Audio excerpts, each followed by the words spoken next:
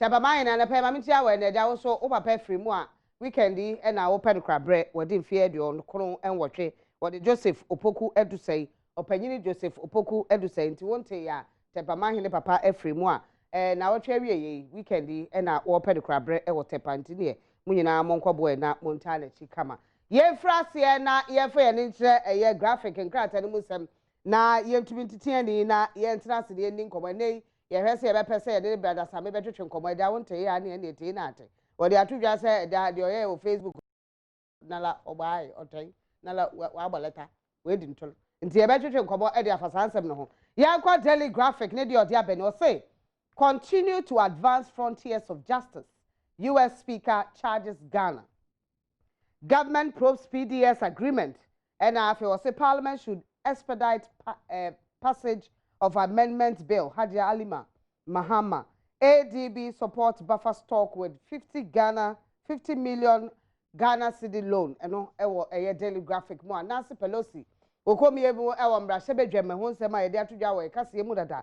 Ya wo kire se de ye adwuma ne yenkoso a na ye hwede ye ni justice se de ye konkode se de be betimi akoyie ne no eni yedim ka ne fa nya adwuma tere na upie mu a wo kire mu na PDS se me na ama agreement aye hotom suspension ya be mo ma ECG eto adwuma no so ma ba ya betire mu saa ne eni afum so de ye ba agreement no asa wo hawo kakra wo mu a wo mo a suspend ye ya just ewurade Ghana ayasebo na ye na ho se mabemu eno se maban se oguso ya wo hwehwe mo ye nko parliament ya ma me ha jali mama hama se emra ye de o mani momo hwe na o muntu bi pass ma adwuma no nkoto te ye nko chronicle mu ye do chronicle mu o se dispute over Dentra Palace settled by court ho sem wo chronicle mu se ja tells opuni I won't stay proceedings.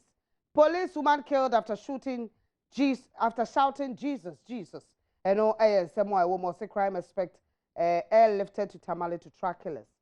Law to ban export of raw materials in the offing. You know, someone so more I require say bet me a process here near many other and say the Becqua man on the aquato, the Becqua said the bear. Yanfa near man or ye and Tammy Tibrin call Ross. I don't know what more young woman woman to be a banner. Ye na upiemwa and rammed to when him say obi at me now.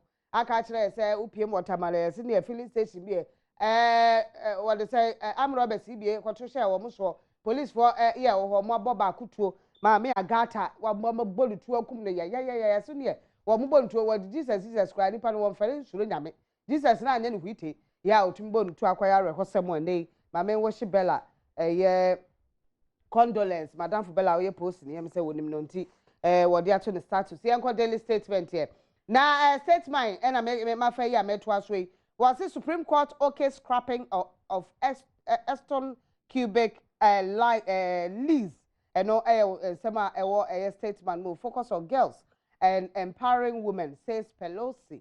Power supply will stay steady, Energy Minister assures Ghanaians after government suspends PDS deal. Just ECG for ya go so a omo ya adwuma PDS edi ya omo aba omo ya adwuma na so ECG still wire adwuma no ho ya omo go so ye nti aban so ha obi ani ho se ne ya PDS adwuma yi o ma suspend ye sign ya fetito gongon business yo pese omo ne ye nti ya de a adwuma no go mugu so ene wo de ka obetua light no so ebeba ya bibia bede da nakwa ma omo hwe atoto ne ma ye ma akọ da nimu ye na Nancy Pelosi wo de atudwa se ye hwe ne anwene ma ho pa ye tumi mpia ma empire woman won wa yo ba no speaker tia mehene e wo congress wo US abrochima mtini ye time match ye na meka cha excellence ni ene ta machi ya kwa crusading guide ye dru mu ana se ye ni che crusading guide wo say Supreme Court cracks Ibrahim Muhammad's Eston cubic says mining lease are invalid after also Dentra Hima wins Palace injunction case 25,000 Ghana city cost awarded against plaintiff. We must achieve 17 SDGs in Africa. Vice President Edia Tuja heads must roll in fraudulent PDS deal. Katie Hammond and the heads ne say roll papa. Kurobe nkureni. Say better as a pioneer and due diligence. Alam kano. Na ye to me the contract ya mo be a fresh ye ho adwuma.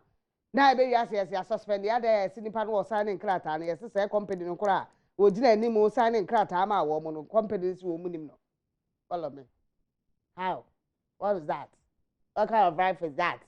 What kind of country is this one? What's that?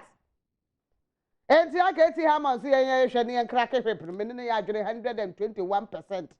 Pema di has bi wuro le mi ehu se ye ne abre okuruba. Mo gba soma nu dia na ma adwere ye ho. E de no. Ya kwa aye Supreme Court o tiremu ana Ibrahim Mahama former president ni nua bema. Eja obeka ya ina hinin sensem ne bobaba no so wo nkrata. Adanse ese o mama ne kwan so mo wuram na wo nkoye adwuma na ese wo mo enko check se nenembia no ne ma wo ha former gudu ebi wo ho ne adeade akopie mo court kire se nkrata ekura no na chese ni nyina so biada vice president wo de atudwa wo chese 17 SDGs ne hwekwan na yentuma ne mankode no kode ntira hema na palace ho no mo yese ebusua bi kire se ohene wo ho ene wo de ye palace na ade ye o mo de antinko mo ntu palace enso a na nko mo forma sase chese ko yansem bibiri ye ne akopie mo court a nyame adawroma ohema no edi nkodi mo daybreak he was robbing the nation pursues mining invades corporate tax, has not paid a cent in corporate tax to GOG since it began operations in 2011, despite all annual turnover of $250 million in most years of operation. Now, mokra so mo hum ti omo ewokro mo no moko. Mo so asa mu ntua to eno ena wo mo Western Cubics 3 mining lease invalid. Supreme Court declares and also GNet integral to government revenue mobilization effort. I know yes, someone they breaky and they about to the daily guide. And also Supreme Court cancels Ibrahim bauxite contracts. ADB gives NAFCO 50 million Ghana cedis to store food. Suspect admits kidnapping. Tardy girls. Now one still in jail. Yeah, or mama or belia say we go so more. Yeah, no one sem more. Now what else okopie Supreme Court wa bauxite ya former president Ibrahim Mahama na wokura ho nkrata na Supreme Court sin nkrata na nya papa bi na ya kwa Ghanaian Times ya ne de ode abari ya de so was say we will ban manganese export to encourage processing of raw materials locally. And no yes someone his excellency dia to makes reaction Greece suspension of PDS contract.